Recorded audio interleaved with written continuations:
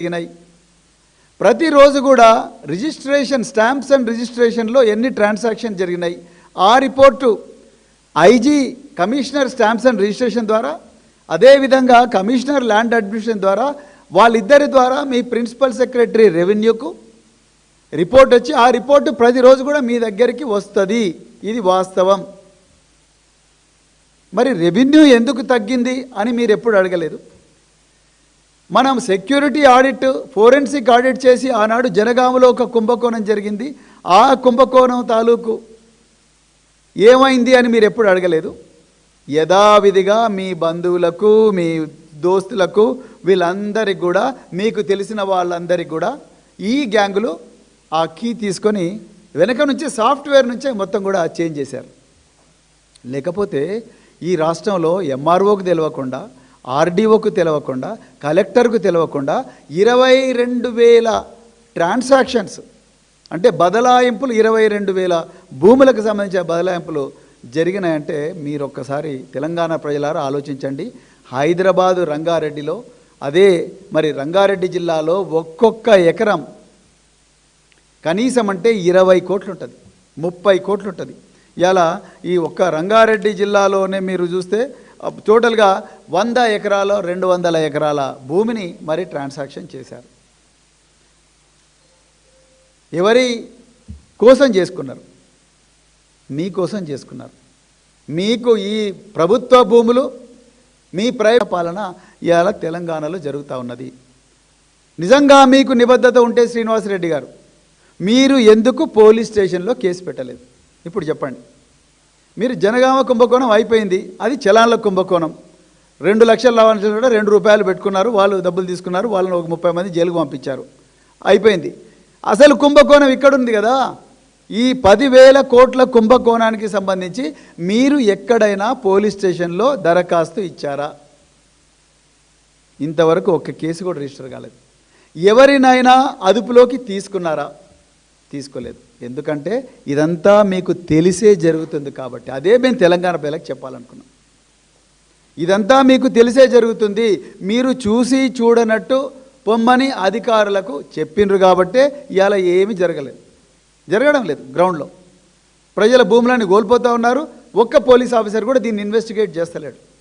మీరు ఎవరినో అధికారులను లాస్ట్కి బలి పశువులు చేస్తారు. ఇప్పుడు మీరు పేపర్లో లీకుల మీద లీకులు ఇస్తున్నారు. సీసీఎల్ఏ ఆఫీసులో 2, లేకపోతే ఇంకెక్కడి నుంచో 2. అసలు సీసీఎల్ఏ ఎవరికి రిపోర్ట్ చేస్తాడు శ్రీనివాసరెడ్డి గారు? మీకు కాదా? మీరే కదా సీసీఎల్ఏకి ఇమీడియట్ బాస్. మీరు ఎస్ అంటే ఎస్, నో అంటే నో.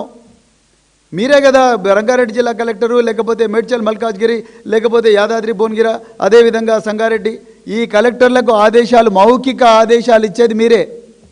కలెక్టర్లు వాళ్ళు డిజిటల్కి సంతకాలు చేయకుండా అవుట్సోర్సింగ్ ఎంప్లాయీస్, మీరు ఎంప్లాయ్ చేసిన అవుట్సోర్సింగ్ ఎంప్లాయీస్ వాళ్లకు డిజిటల్ కీస్ ఇచ్చి వాళ్ళతోని మీరు సైన్లు చేయించి రేపు బయటపడితే నాదేం లేదు, ఆ అవుట్సోర్సింగ్ ఎంప్లాయీ చేశారని వాళ్ళ మీద దొబ్బడానికి మీరు చేస్తున్న కుటిల పన్నాగం ఇది.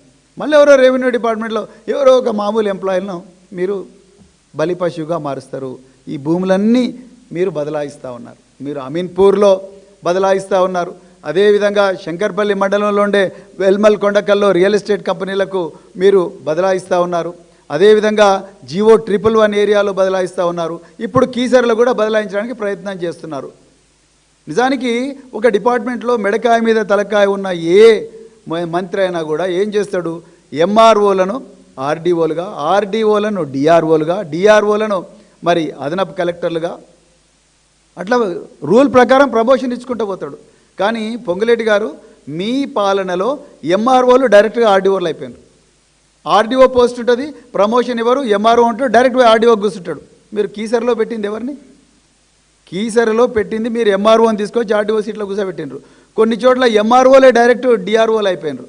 ఎంఆర్ఓ డిఆర్ఓ కావాలంటే కంపల్సరీ ఆర్డీఓ అయ్యి తర్వాత డిఆర్ఓ కావాలి. అంటే మీ భూముల దాహానికి మీరు తెలంగాణలో ఉండే ఈ 10,000 కోట్ల రూపాయల విలువైన భూములు ఏవైతే ఉన్నాయో ఈ భూములను మీరు కైంకర్యం చేసుకోవడానికి ఎన్ని అడ్డదారులు వీలైతే అన్ని అడ్డదారులు తొక్కుతూ ఉన్నారు. స్పష్టమైన ఆధారాలతోనే మేము మాట్లాడుతున్నాం. ఇక్కడ చూడండి, మీరు 2026లో కూడా ఈ ట్రాన్సాక్షన్స్ జరిగినాయి. 2025లో జరిగినాయి, 2024లో జరిగినాయి.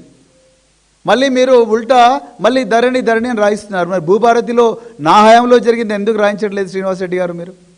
మీరు ఒక్కరోజు కూడా దీని మీద ప్రెస్ మీట్ పెట్టలేదు. రెండోది, మీ అధికారులు మరి ఒక కమిటీ వేశారన్నారు. కమిటీ ఏం రిపోర్ట్ ఇచ్చింది? మీ శ్వేతపత్రం రిలీజ్ చేయండి, ఒక సిఐడి ఎంక్వైరీ చేయించండి, లేకపోతే ఒక సుప్రీంకోర్టు న్యాయమూర్తితో చేయించండి, లేకపోతే ఈడీకి ఇవ్వండి, లేకపోతే సిబిఐకి ఇవ్వండి. ఎందుకు ఇవ్వడం లేదు మీరు? ఇది 10,000 కోట్లు. ఎందుకంటే ఇందులో మీరే లబ్ధిదారు. మీకు సంబంధించిన రాఘవ కన్స్ట్రక్షన్, ఇంకా రకరకాల కంపెనీలు ఏవైతే మీ అనుచరుల కంపెనీలు ఉన్నాయో వాళ్ళందరూ దీంట్లో లబ్ధి పొందుతున్నారు. కాబట్టే ఈరోజు భూభారతి పోర్టల్లో జరుగుతున్న ఈ దొడ్డిదారిన అక్రమాలు మీరు బయటికి రానివ్వడం లేదు. నిజంగా తెలంగాణ రాకముందే కాదు, అసలు ఆంధ్రప్రదేశ్ వచ్చినప్పటి నుంచి ఇప్పటి వరకు జరిగిన భూ స్కాముల్లో మీరు మీ హయాంలో, పొంగులేటి గారు వినండి, మీ హయాంలో జరిగిన ఈ భూభారతి స్కామ్ ఏదైతుందో అది అన్నిటికన్నా బాహుబలి స్కామ్. 10,000 కోట్లు ఒక్క రక్తం చుక్క కారకుండా, ఒక్క మూడో మనిషికి తెలియకుండా మీరు సాఫ్ట్వేర్ చేంజ్ చేశారు. ఎందుకు ఒక్కరిని కూడా అరెస్ట్ చేయలేదు ఇంతవరకు? ఒక్క అధికారిని సంజాయిషి అడగలేదు ఎందుకు? ఎందుకంటే ఆ కీ మీ దగ్గరే ఉంది. వేరే ఆప్షనే లేదు కదా శ్రీనివాస్ రెడ్డి గారు, వేరే ఆప్షనే లేదు. ఆ కీ మీ దగ్గరే ఉంది. మీరు చెప్పండి, ఆ కీ నా దగ్గర లేదని చెప్పండి. మరి ఎవరి దగ్గర ఉంది? ఎన్ఐసి అధికారులు మీ సంతకం లేకుండా, మీ అధికారుల సంతకం లేకుండా ఆ కీ ఓపెన్ చేస్తారా? ఎడిట్ ఆప్షన్ను ఎనేబుల్ చేస్తారా మీ సంతకం లేకుండా? మీకు తెలియకుండా ఈ మాఫియా గ్యాంగులు ఏవైతే ఉన్నాయో వాళ్ళు ప్రతి మీ సేవా సెంటర్కి పోయి, ప్రతి రియల్ ఎస్టేట్ కంపెనీకి పోయి మా దగ్గర అసైన్డ్ భూముల వివరాలు ఉన్నాయి, మీకు కావాలంటే మేము అసైన్డ్ భూములను పట్టా భూములుగా మారుస్తాం, పిఓబి నుంచి తీసేయిస్తాం, నిషేధిత భూముల జాబితాను తీసేయిస్తాం, మీరు మాకు ఎంత ఇస్తారో చెప్పండి, అది రాగానే మీరు మాకు అగ్రిమెంట్ రాసి ఇవ్వండి, దాంట్లో మాకు ఇంత పర్సెంటేజ్ ఇవ్వండి అని మీరు అడగడం లేదా? ఓపెన్ చెప్పండి. ఎందుకు దీంట్లో దాపరికం?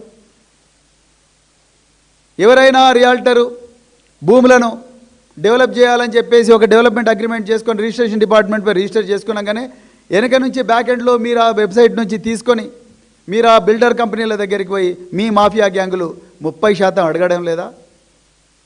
ఓపెన్గా చెప్పండి.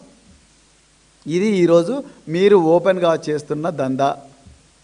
స్పష్టంగా 22,000 రికార్డులు తారుమారైనాయి. దీని మీద ఎవ్వరూ మీ మంత్రులు కానీ, మీ ముఖ్యమంత్రి కానీ, మీరు కానీ మాట్లాడడం లేదు. అర్జెంటుగా నిజాలు ప్రజలకు చెప్పాలి. పెద్ద ఎత్తున భారీ కుంభకోణం జరిగింది. 10,000 కోట్లు చాలా తక్కువ ఫిగరు, అంతకన్నా ఎక్కువనే జరిగింది. ఆ వివరాలన్నీ కూడా ప్రజల ముందర పెట్టాల్సిన బాధ్యత రేవంత్ రెడ్డి గారు, అదేవిధంగా పొంగులేటి శ్రీనివాస్ రెడ్డి గారు, మీ ఇద్దరి మీద ఉన్నది. ఇక రెండవ డిమాండ్, అర్జెంటుగా పొంగులేటి శ్రీనివాసరెడ్డి గారు మీరు రాజీనామా చేయాలి. మీరు రాజీనామా చేయకుండా అదే పొజిషన్లో ఉంటే మీ అధికారులు స్వేచ్ఛగా పని చేయలేరు. ఇప్పుడు ఏవైతే మీరు డిజేబుల్ చేసి ఇప్పుడు రాత్రంతా అధికారులందరినీ కూడా పిలిపించి కూర్చోబెట్టి, రాత్రింబావులు కూర్చోబెట్టి వాళ్ళతోని రికార్డులు మళ్ళీ తారుమారు చేయిస్తున్నారు. నేను అధికారులకు చేతులు జోడించి నేను వినమ్రంగా వేరుకుంటున్నా, దయచేసి ఆ మిస్టేక్ చేయకండి మిత్రులారా. మీరు ఏం చేసినా కూడా ఆ డిజిటల్ ఫుట్ ప్రింట్స్ అట్లనే ఉంటాయి. మీరు ఎంత ఎరేజ్ చేసినా కూడా ఉంటాయి. మీతోని మళ్ళీ ఈ రెవెన్యూ శాఖ మంత్రి గారు, ముఖ్యమంత్రి రేవంత్ రెడ్డి గారు మళ్ళీ తప్పులు చేయిస్తూ ఉన్నారు. మొత్తం తప్పులు చేయించారు, మీకు సంబంధం లేకుండానే భూములన్నీ బదలాయించారు. ఇప్పుడు మళ్ళీ మిమ్మల్ని దాన్ని ఓన్ చేసుకోమంటున్నారు, అవన్నీ తుడిచేయమంటున్నారు. దయచేసి ఆ తప్పు చేయకండి. అలాంటి అక్రమ ఆదేశాలు మీకేమైనా వస్తే దయచేసి భారత రాష్ట్ర సమితి పార్టీకి సమాచారం ఇవ్వండి, మేము ప్రజల ముందరికి తీసుకెళ్తాం.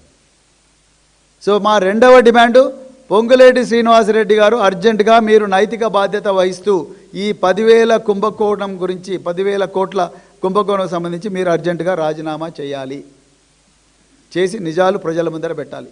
మూడవది, ఈ కేసులో అర్జెంటుగా పోలీసు దర్యాప్తు ప్రారంభించాలి. 6 నెలల నుంచి ఫోరెన్సిక్ ఆడిట్ చేస్తూ ఉన్నారు.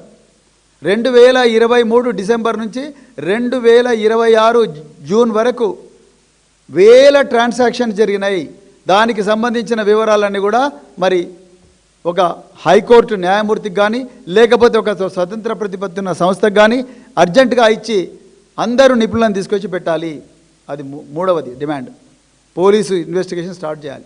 నాలుగవది, ఎవరెవరైతే ఈ ట్రాన్సాక్షన్స్ చేసి ఈ భూమిని అక్రమంగా ఆఫీసర్లకు సంబంధం లేకుండా